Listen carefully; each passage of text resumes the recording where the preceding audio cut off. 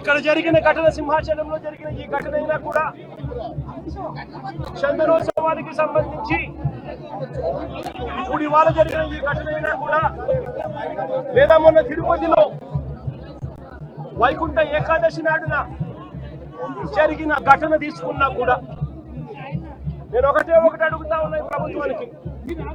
అయ్యా, నాడు తిరుపతిలో జరిగిన వైకుంఠ ఏకాదశికి సంబంధించిన ఘటన అయినా కూడా, ఈరోజు చందనోత్సవానికి సంబంధించిన జరిగిన ఘటన అయినా కూడా, ఏ రోజు చందనోత్సవం జరుగుతుంది, ఏ రోజు వైకుంఠ ఏకాదశి వస్తుంది అన్నది ప్రభుత్వానికి తెలియదా అని అడుగుతా ఉన్నా. ఎప్పుడు జరుగుతుందో తెలుసు. ఆ జరిగే రోజున లక్షల మంది భక్తులు వస్తారు అన్న సంగతి కూడా తెలుసు.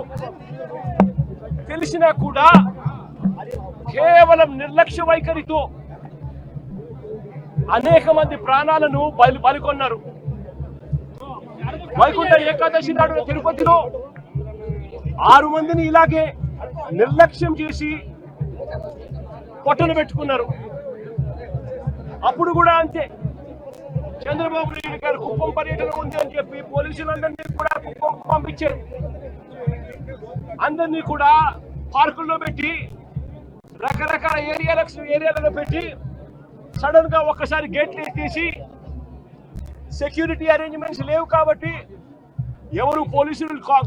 పోలీసులు ఎవరు లేరు కాబట్టి, అందరూ చంద్రబాబు నాయుడు గారిని ప్రసన్నం చేసుకునే దానికి వెళ్ళిపోయారు కాబట్టి, అందరినీ కూడా పార్కుల్లోనూ అక్కడ ఇక్కడ ప్యాక్ చేసి, సాయంత్రం పూట ఇక లైన్లలో నిలబడండి అని చెప్పి గేట్లు ఎత్తారు.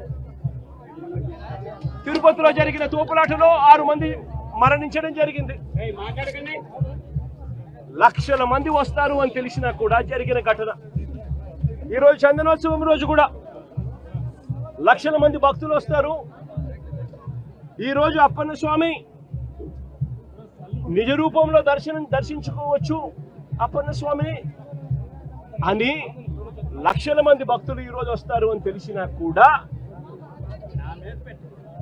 దారుణమైన అరేంజ్మెంట్స్.